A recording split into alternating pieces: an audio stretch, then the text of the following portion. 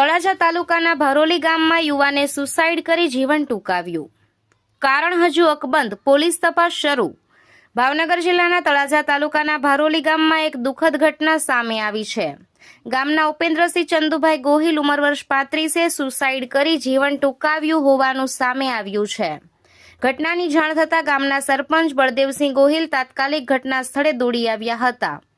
ત્યારબાદ ગ્રામજનોની મદદથી ઉપેન્દ્રસિંહને તાત્કાલિક તળાજા સરકારી હોસ્પિટલ ખાતે ખસેડવામાં આવ્યા હતા, જ્યાં ફરજ પરના તબીબે તેમને મૃત જાહેર કર્યા હતા.